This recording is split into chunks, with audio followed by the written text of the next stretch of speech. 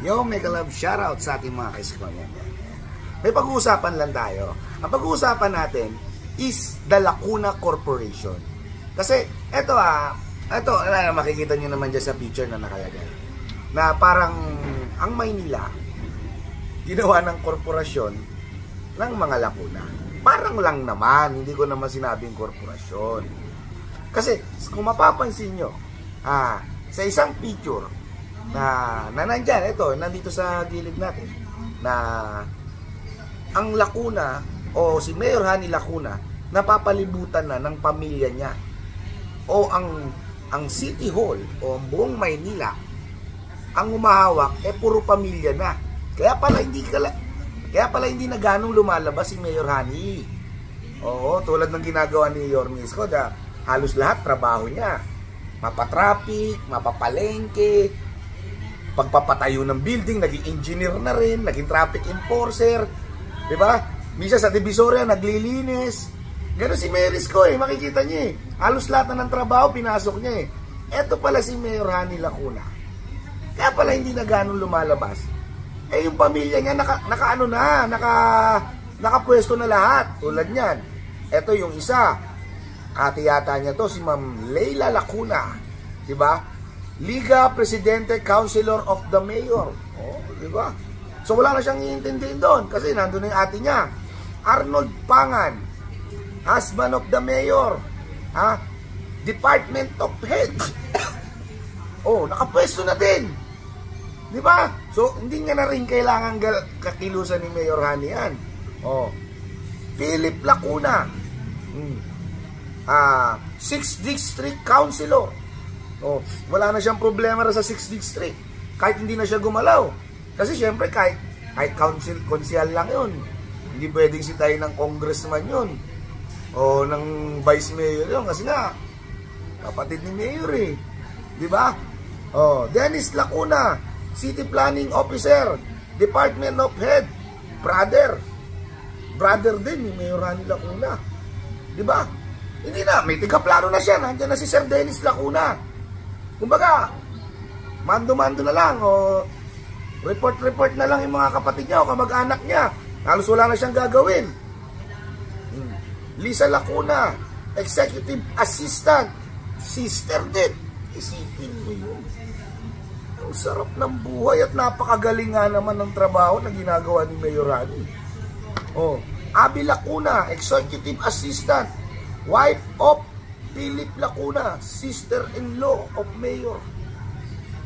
Akalain mo, meron ka ng executive assistant, meron ka pang dalawang executive assistant. Kung ganyan nga ba naman ang ginawa at napakagaling ng mayor natin, talagang hindi nakikilos. Akalain nyo, lahat ng trabaho na pwedeng ang gawin, nagbigay na siya ng toka. At masasabi na natin na tiwala siya. Paano hindi siya magtitiwala, puro kapatid? Ipag. Puro mga kapatid ang pinagpapasok. Yan yung sinasabi ko sa inyo. Diba? Kay Mayor Isko, lahat yan pinapilan niya mag-isa lang. May head siya pero ginagalawan niya. Lahat naman yan may nakatoka nung Mayor si Isko Moreno. Pero kahit may nakatoka na head na kung sino man Poncio Pilato ang nandyan, kinukilusan pa rin ni Isko. Hindi niya inaasa lahat sa mga nilagay niya na nakapwesto o kung sino man Poncio Pilato ang nandyan. Hands-on pa rin siya. Mayor, kaya pala hindi ka na ganong gumagawa. Pamilya na mo na pala yung nakatalaga sa buong Maynila. Paano mo masasabi na mahal ka ng tao? Ang nakikita, puro kamag-anak mo. Diba? Kaya pala, alisto kayo o masama ang loob nyo dahil babalik si Mayor Isko. Dahil alam nyo sa sarili nyo si Mayor Isko, ginalawang mag-isa yan. Kasi kung tatakbo ka lang rito sa Maynila, kasi hindi ka namang kilala o kahit sabihin mong kilala ka, kung wala ka pang napapatunayan, hindi ka iboboto ng Manileño. Kasi ang mga Manileño mautak na. Diba? Ang mga Manileño mautak na. Hindi na katulad ng iba o hindi na katulad ng dati. Hindi na nabibili, hindi na kaya ng vote buying ang mga Manileño. Matatalino na. Kung bilhin mo man yung mga Manileño, minsan, siyempre, naman, may nagbibigay ng relief good, kunyari, pagkain, bigas, tapos may 2,000-3,000 nakalagay ro sa plastic. No, hanggang ngayon naman, may politikong mga gumagawa niyan. Siyempre nga naman, grasya yan. Karamihan sa Maynila. Diba? Lalo na sa Parpington to. Dami ng kapus palad dyan. Dami ng mahihirap dyan. Ngayon, binigay mo yung pera. Pera rin naman ng Maynila yan. Matik yan. Yung mga politiko, saan ba kumukuha ng pera? Sa pondo rin ng sa pondo rin ng gobyerno. Pag yung mga Manileño, inabutan mo yan, bubulsa na nila yan, pero hindi ka nila iboboto. Mautak na mga Pilipino ngayon. Bigay ka ng pera, ba't ako magpapasalamat sa iyo? Ninakaw mo lang din naman yan. Tama ba ako?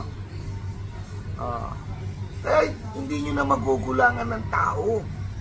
Huwag kayong magsalita. O huwag kayong mag-isip. Na makukuha nyo uli sa mga panluloko at pambobolang gagawin nyo. Diba? Ang kailangan na ng tao, kung saan sila makikinabang. Hindi makikinabang, hindi makikinabang na pagkakapirahan nila. Makikinabang kung saan gaganda ang Maynila. Tulad yan, kung maayos ang mayor mo, negosyante ka, paborse ka.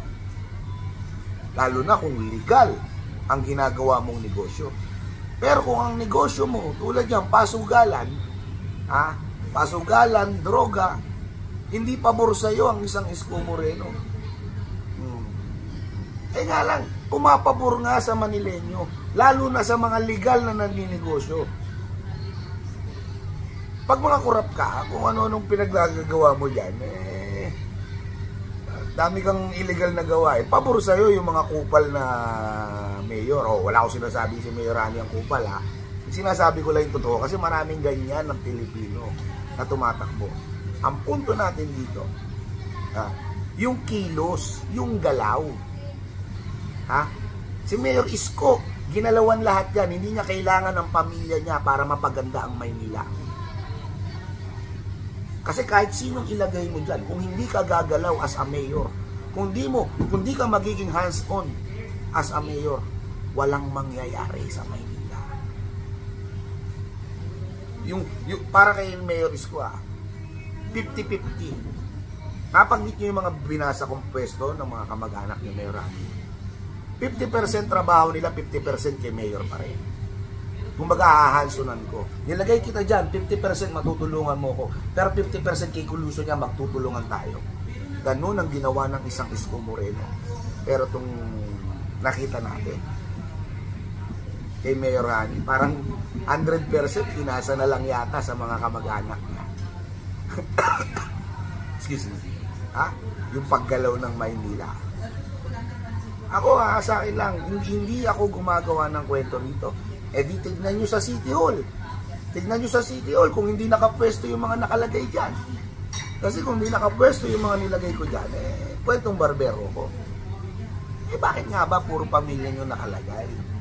Kaya tuloy, yung iba nanga-Alaska, ito nakita ko lang to Yung iba tuloy na nanga-Alaska, sabi, ang Maynila, korporasyon na ng Lacuna.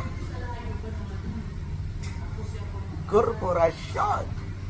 Pag korporasyon, parang sinabi nyo ng negosyo. Hanap buhay. Politiko. Hindi ginagawang hanap buhay ng politiko o ng isang mayor ang lungsod. Tinutulungan. Pinagyayabong. Diba?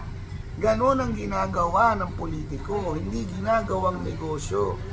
Kaya nga sabi ko, isip-isip din. Isip-isip din. Diba? Well, anyway, maraming salamat mga Isko niyan. Diyan ang nagtatapos ang ating vlog for today. Abangan nyo ako bukas, marami pa tayong pasabaw.